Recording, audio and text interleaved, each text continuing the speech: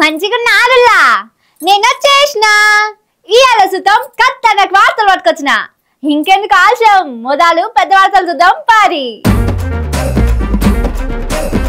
సవాల్ అసలే విసరలేదన్న రేవంత్ రెడ్డి మాట మార్చిండు ఆడుకుంటారని కబడ్డీ. దేశ పటంలో తెలంగాణ లేకుండా చేసిన బీజేపీ ఆంధ్ర అధ్యక్షుడిని ప్రిపేర్ చేసిండ్రా అన్ని చెప్పి. విశ్వేశ్వర్ రెడ్డి చెప్పిండు రైతులకు సుద్దులు, వరి వద్దని తెలంగాణకి ఇప్పుడు నీతులు. యూరియా కోసం రైతన్న పాటలు, వ్యవసాయానికి సర్కారు పెడుతున్నది తూట్లు. ఖండాలు దాటుతున్న రేవంత్ రెడ్డి బూతులు, వినలేక కాంగ్రెస్ పార్టీకి ఇచ్చినట్ట విడాకులు. ఇన్ని రోజులు తెలంగాణలా దమ్ముంటారా చూసుకుందామా? అంత సీన్ లేదు. ధైర్యం ఉంటుందా? వస్తున్నా, తడక ఏందో చూపిస్తా. ఐసా పైసా అని ఛాలెంజ్లు సవాల్ ఇసురుకున్నారు. నువ్వు అట్లా అంటే నువ్వే ఇట్లా అని ఒగలనొగలు మాటలు అనుకున్నారు.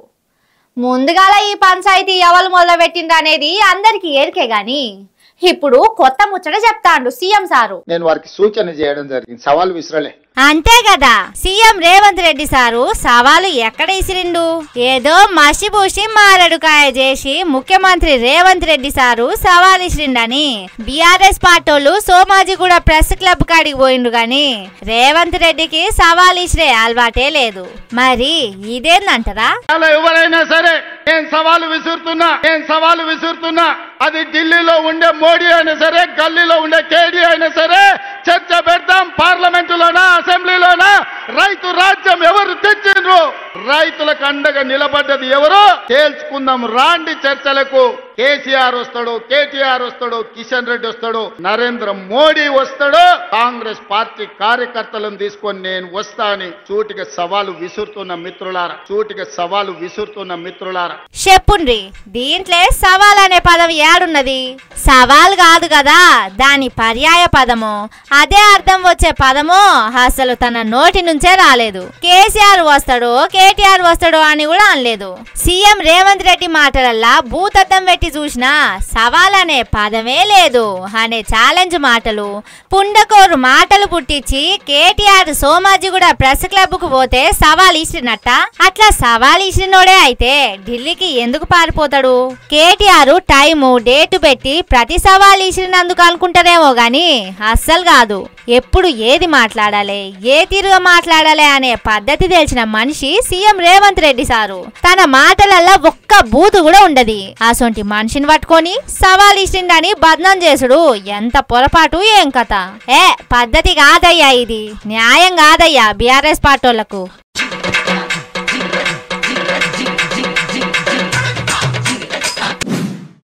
బీజేపీ పార్టీలకు తెలంగాణ మీద ఎనలేని ప్రేమ ఉంటదని మనకి ఎప్పటి నుంచో తెలుసు. చాలా ప్రేమ ఉన్నది కాబట్టే పార్లమెంటులా ప్రధాని మోడీ తెలంగాణను తక్కువ చేసినట్టు కామెంట్ చేసిండు. తల్లిని చంపి బిడ్డను బతికిచ్చిండు అన్నాడు. సరే, మోడీ అంటే పరాయి రాష్ట్రం కాబట్టి అంత ప్రేమ చూపెట్టిండు అనుకుందాం. మరి తెలంగాణ రాష్ట్రం ఎమ్మెల్యే రాకేష్ రెడ్డి అయినా కొద్దిగా చూసుకొని మాట్లాడాలి కదా. కానీ తను కూడా తెలంగాణ అనే పదాన్ని తక్కువ వాడాలన్నాడు. సొంత రాష్ట్రం బీజేపీ పార్టీ ఎమ్మెల్యేకే అంత ప్రేమ ఉంటే ఇక ఆంధ్ర బీజేపీ వాళ్ళకు ఇంకెంత ఉండాలి. అందుకే తెలంగాణ మీద ఉన్న ప్రేమను ప్రేమ కట్టించిండ్రు ఆంధ్ర బీజేపీ కొత్త అధ్యక్షుడు. చూడుర్రి.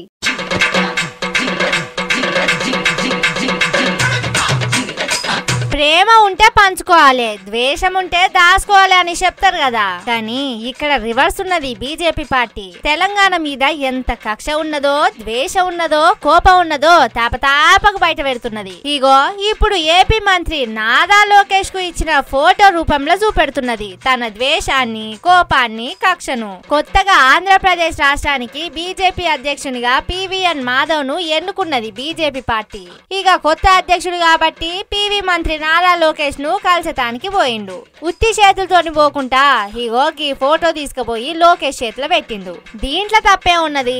భారత సాంస్కృతిక వైభవం అని ఉన్నది. భారతదేశం ఒక్కటే కాకుండా చుట్టుపక్కల దేశాల మ్యాప్లు కూడా ఉన్నాయి. ఇంకే ఉన్నది దీంట్లో తప్పు అంటారు కదా. కానీ మంచిగా చూస్తే తెలంగాణ రాష్ట్రం ఒకటి ఉన్నదన్నట్టు, రాష్ట్రం ఏర్పడ్డట్టు, భూభాగం ఇది అన్నట్టు తెలంగాణ మ్యాపే లేదు. అంటే చూడుర్రి, బీజేపీ లీడర్లకు తెలంగాణ మీద ఎంత ప్రేమ ఉన్నదో, తెలంగాణ రాష్ట్రం వచ్చుడు ఎంత ఇష్టం ఉన్నదో, తెలంగాణ ప్రజల మనోభావాలంటే ఎంత గౌరవం ఉన్నదో. లోకేష్ కు ఇచ్చే ఫోటో కాబట్టి నారా వారి మెప్పు పొందేటందుకు తెలంగాణ మీద విషం జిమ్ముతున్నారో, లేకుంటే తెలంగాణ అంటేనే మొదటి నుంచి బీజేపీ పార్టీలకు ఇష్టం లేక ఇట్లా చేస్తున్నారో తెలియదు గాని ఎట్లనో తీరుగా ఎక్కడనో కాడ తెలంగాణను అవమానిస్తున్నారు. తల్లిని చంపి బిడ్డను బతికిచ్చిండు అన్నారు. తెలంగాణ పదాన్ని తక్కువ పలకాలని తెలంగాణలకే నీతులు చెప్పిండ్రు. ఇగో ఇప్పుడు తెలంగాణ రాష్ట్రం మ్యాప్లనే లేకుండా చేసిండ్రు. ఇంత చేసినా తెలంగాణ బీజేపీలు దీని మీద ఒక్క మాట మాట్లాడతలేరు. అట్లున్నది మరి వాళ్లకు తెలంగాణ మీద ప్రేమ.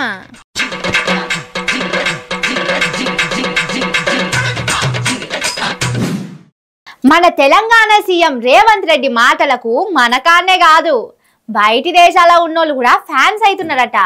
మైకు ముంగడి పోతే చాలు రేవంత్ రెడ్డి మాట్లాడే మాటలకు మైమర్చిపోతున్నారట. అబ్బా, గిట్ల పాత ముఖ్యమంత్రి మాట్లాడలేదు కదా, షోలకు ఇనసొంపైన మాటలు చెప్పలేదు కదా అని రేవంత్ రెడ్డి మీద ఇంకింత అభిమానం పెంచుకుంటున్నారట. అగో అదే ముచ్చట చెప్తున్నాడు అమెరికాలో ఉండే కాంగ్రెస్ నాయకుడు శ్రవంత్ పోరెడ్డి అనేటాయన. మిత్రులారా, నా పేరు శ్రవంత్ పోరెడ్డి. నేను అమెరికాలో ఆస్టిన్ లో ఉంటా. ఈ వీడియో నేను ఈరోజు రేవంత్ రెడ్డి గారి భాష మీద చేస్తున్నా. అన్న నమస్తే చెప్పే. మన సీఎం భాష బాగా నచ్చినట్టున్నది. ఇక చెప్పన్నా, నువ్వు ఏ తిరుగు రేవంత్ రెడ్డి మాటలకు ఫిదా అయినవో? రేవంత్ రెడ్డి గారు తెలుగుదేశంలో ఉన్నప్పుడు తెలుగుదేశంతో ఇందిరాగాంధీ పెట్టుకుంది ఎక్కడ పోయిందో చూసినాం. అంటే చావుని హేళన చేయడం. ఓకే, రాజశేఖర రెడ్డి పౌరాలగుట్టలో పౌరం అయిండు, చనిపోయిన విధానాన్ని హేళన చేయడం. ఓకే, అంతే. మొన్న ఎలక్షన్ లో గెలిచినాక కూడా కాంగ్రెస్ పార్టీ పిసిసి ప్రెసిడెంట్ గెలిచినాక కూడా రాధాకృష్ణతోని ఆయన ఎక్కడ పోయిండో చూసినాం కదా, నవ్వుకుంటూ. ఓకే, అగో అంత మంచిగా నచ్చిందట. సావులను హేళన చేసుడు, సచినోళ్ల కుటుంబ సభ్యులు బాధపడేటట్టు మాట్లాడు, గెలిచినాక ఏబిఎన్ రాధాకృష్ణ ఛానల్ కు పోయి ఓడిపోయినోళ్లను తక్కువ చేసినట్టు మాట్లాడింది మస్తు నచ్చిందట. అందుకే యాది చేసుకుంటున్నాడు. ఇంకేమంటుండో ఇనుర్రి. ఈ విధానాలు ఎన్నో వ్యతిరేకించవచ్చు. జైపాల్ రెడ్డి గారు కూడా ఎమర్జెన్సీ టైంలో ఇందిరాగాంధీతో విభేదించి బయటకు వచ్చిండ్రు, మళ్ళీ తర్వాత జైన్ అయినరు. విధానాలలో ఎంత వ్యతిరేకించవచ్చు, కానీ సావుని బాగా వచ్చిండు. ఓకే, చచ్చిపోయిన విధానాన్ని హేళన చేసేటోళ్ళు ముఖ్యమంత్రులు కావడం అని అంటే అది మన దౌర్భాగ్యమా ఏందో అర్థమైతలేదు. మనకు ఏడనో మనము శని పట్టుకున్నది మనకి తెలంగాణకి. ఇట్లాంటి వాళ్ళు ముఖ్యమంత్రి కావడం అంటే శని పట్టుకున్నది. అర్రే గంత మాట అంటివేమే అన్నా. ఏదో 10 బూతులు 2 బట్టలిప్పి కొడతా అనుడు అంటే మాత్రం గంత పెద్ద మాట అంటవా? సంవిధానం అంటే రాజ్యాంగం ప్రకారం ఆడ మీటింగ్ లో పెట్టుకుని అదే ఇందిరాగాంధీని ఎవడన్నా ఏమన్నా అంటే బట్టలిప్పి కొడతా. ఇందిరాగాంధీని ఎవడు ఏమనలేదు, పేరు ఎందుకు పెట్టినాం అనేసి అన్నారు. సరే, దాన్ని పేరు పెట్టాలంట మీరు బట్టలిప్పి కొడతా. నువ్వు రాజ్యాంగం అంటేనే అసలు ఓన్ కొట్టొద్దు. మాట్లాడితే చాలు బట్టలిప్పి కొడదా. కాళ్ళ నిద్రపోయినా గానీ ఆయన ఇట్లా లేచి బట్టలిప్పి కొడతా అంటారు కావచ్చు. ఏ ఊకో అన్నా, నువ్వు మరీ అంతగానో అనకు. నిద్రలో లేపి అడిగినా బట్టలిప్పి కొడతా అంటాడా? సీఎం ని నువ్వు మరీ తక్కువ చేస్తున్నావు. కాంగ్రెస్ పార్టీ వాళ్ళకి మీరు ఇదేనా, మీ సిద్ధాంతాలు ఇవేనా? కాంగ్రెస్ పార్టీలో పనిచేసిన వాళ్ళు చాలా మంది మంచి ఉంటారు. అలా పనిచేసే వాళ్ళకి చెప్తున్నా, నెక్స్ట్ ఎలక్షన్స్ ఎట్లాగా మీరు గెలవరు. ఇంకా 3 ఏళ్ళు ఉన్నది, ఆలోచించండి ఏం చేయాలనేది.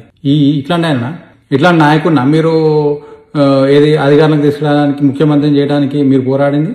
ఆలోచించండి.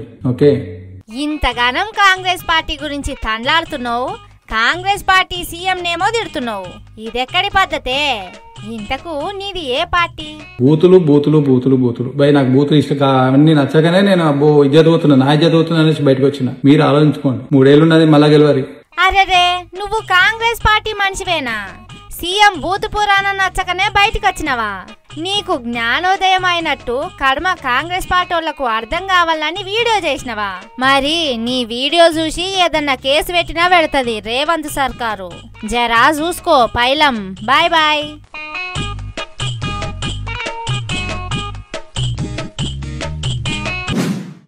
తెలంగాణ రాష్ట్రం వచ్చిన 10 ఏళ్లల్లా వరి పంట పండించుట్ల నెంబర్ 1 రాష్ట్రం అయింది. పంజాబ్, హర్యానా రాష్ట్రాలను తలదన్ని వడ్ల రాసులు పోసి దేశానికి అన్నం పెట్టి అంత ఎత్తుకెదిగింది. సరే ఓకే గాని అంత ఎత్తుకెదగడం అవసరమా? అట్లా కావద్దు. తెలంగాణ రాష్ట్రం అసలు తెలంగాణకు వరే అవసరం లేదు. ఏంది నా మీదకి పండ్లు పటపట కొరుకుతున్నారా? ఈ మాటలు నేను అనేటివి కాదు కానీ ఇగో ఈ పెద్ద మనిషి అంటున్నాడు. సరే చెప్పు సారు, తెలంగాణ రైతన్నలు చెవు నిక్కరిచ్చి ఇంటారట. మన తెలంగాణల వరి అవసరం లేదు, మన తెలంగాణల వరి అవసరం లేదు. ఎట్లెట్లా తెలంగాణకు వరి అవసరం లేదా? ఏంది సారు, తెలంగాణ బీజేపీ పార్టీ అధ్యక్ష పదవి ఇయ్యనందుకు అంతా ఖాళీ చేస్తున్నావు. వరి పండించకుంటే ఏం తిని బతుకుతారు సారు? పబ్లిక్ మట్టి బుక్కల్నా ఎట్లా? యావరేజ్ గా ఒక మనిషి 72 కేజీలు తింటాడు ఈ ఏడాదికి. ఒక మనిషి అంటే యావరేజ్ గా చిన్నపిల్లలు తక్కువ తింటారు, ముసలి తక్కువ తింటారు, లేబర్ పనిచేసేటోళ్ళు ఎక్కువ. యావరేజ్ గా 72 కేజీలు. అగో మళ్ళీ ఆనిముత్యం మాట చెప్పిండు. చిన్నోళ్ళు పెద్దోళ్ళు అంతా కలిసి దాదాపు ఉత్త 72 కిలోల బియ్యం తింటారట. బీజేపీ ఎంపీ కొండా విశ్వేశ్వర్ రెడ్డి చెప్పిన దాన్ని బట్టి ప్రతి మనిషి రోజుకు 200 గ్రాముల బియ్యమే తింటాడట. అంటే పావు కిలో కంటే 50 గ్రాములు తక్కువ అన్నట్టు. దాన్ని 3 పూటలకు పంచితే 70 గ్రాములకు కొద్దిగా ఎక్కువ అన్నమాట. అంటే చిన్న పిల్లలకు కలిపి తినిపించే అన్నం ముద్దంతా. గా కొద్దిగా అన్నం తినే మనిషి బతుకుతాడా? ఎంపీ సార్ ఇంట్లో అట్లనే తింటున్నారు కావచ్చు గాని అందరూ అట్లనే ఉన్నారా? మనిషికి ఏడాదికి 72 కిలోల చొప్పున ఇచ్చే రేషన్ బియ్యం నెలకు 6 కిలోలు సరిపోతున్నాయా? బయట దుకాణాలలో కొనుక్కుంటలేరా? ఇంతకు ఎందుకు ఈ మాట అంటున్నాడు అనేది ఒక్కసారి ఆలోచన చేస్తే వరి పంటకు నీళ్లు అవసరం ఉంటది. తెలంగాణకు నీళ్లు కావాలంటే గోదావరి, కృష్ణా నదులల్లా నీళ్ల వాటలు అడుగుతారు. అది అడగకుండా ఉండాలంటే ఆంధ్రకు నీళ్లు ఇయ్యాలంటే తెలంగాణలో వరి పండించొద్దని చెప్పాలి. అదొక్కటే కాదు, వీళ్ళ పార్టీ జాతీయ అధ్యక్షుడు జేపీ నడ్డా తెలంగాణ రైతులు యూరియా ఎక్కువ తక్కువ వాడుతున్నారని అన్నాడు కదా. అగో దాన్ని కవర్ చేసేదానికి ఇట్లా వరి పండించొద్దు అంటున్నారు. ఎంపీ సాబు ఇంకేం అంటున్నాడో ఈనుర్రి. మనం తినే వరి 45 లక్షల టన్నులు తింటే మనం పండించే వరి 2,80,00,000 టన్నులు పండిస్తాం. ఎవరికి అవసరం ఇది? వరి లేక ఎవరైనా ఆకలితో చచ్చిపోతుండ్రా? భారతదేశంలో ఒక్కరు కూడా చచ్చిపోతారు. ప్రతి రాష్ట్రంలో వరి ఎక్కువ ఉన్నది. ప్రతి రాష్ట్రం ఎట్లున్నదో చూడుర్రి. బీజేపీ ఎంపీ సాబ్ మాట తినే వరి 45 లక్షల టన్నులు, పండించేది 2,80,00,000 టన్నులట. అంటే ఎంత తింటామో అంత పండించాలనట. ఎక్కువ పండించొద్దట. తక్కువ పండిస్తే నష్టం ఏం లేదు గాని ఎక్కువ పండిస్తేనే బాగా తక్లీఫ్ అవుతున్నట్టు చెప్తున్నాడు. దేశంలో ఎవడు ఆకలితోని చచ్చిపోతున్నారు అంటున్నాడు సారు. సరే ఎక్కువ వరి పండించొద్దు అనుకుందాం. వరుసగా 2-3 ఏండ్లు కరువు వచ్చిందే అనుకో. అప్పుడు ఎట్లా సారు? రోజుకో నీతి చెప్తున్నారు కదా బీజేపీ వాళ్ళు తెలంగాణ పబ్లిక్. మొన్ననేమో తెలంగాణ ఎక్కువ సార్లు పలుకొద్దు అన్నారు. ఇప్పుడేమో తెలంగాణలో వరి ఎక్కువ పండించొద్దు అంటున్నారు. ఎంతైనా మీ బీజేపీ వాళ్ళకే చెల్లుతుంది సారు. మీరు గొప్పోళ్ళు.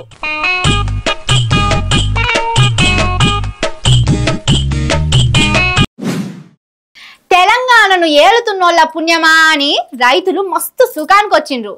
కాలు మీద కాలు వేసుకొని కూర్చుంటున్నారు. చల్లటి నీడలా హరాంసే బతుకుతున్నారు. ఏంది నమ్ముతలేరా? నేనంత తప్పు చెప్తున్నా అంటరా? అట్లా నా మీద కోపం చేయకుండ్రి. తెలంగాణ రైతన్నలు ఎంత హాయిగా నీడకు పోయి కూర్చుంటున్నారో మీరే చూడుర్రి.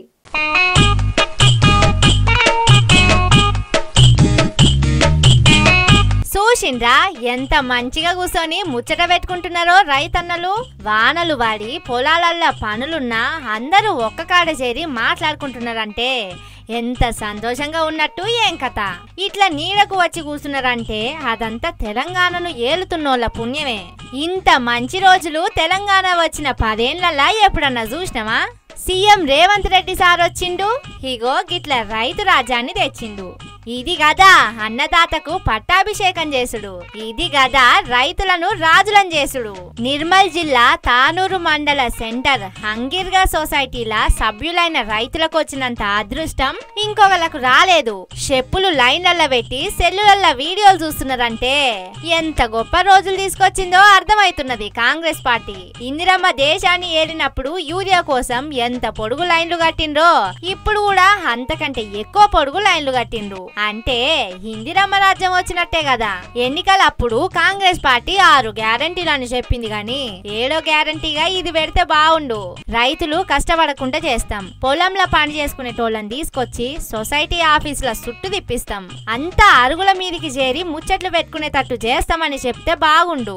అందుకే కరెంటు పోయినప్పుడు జై కాంగ్రెస్ అని అన్నట్టు అచ్చం అట్లనే యూరియా కోసం పడిగాపులు కాస్తున్న అన్నదాతలు జై కాంగ్రెస్ అంటున్నారు. తెలంగాణలో మస్తు మంచి రోజులు వచ్చినాయని కొంతమంది సంబురాలు కూడా చేసుకుంటున్నారట. ఎంత గొప్ప రోజులో ఎంత గొప్ప పాలనో కదా.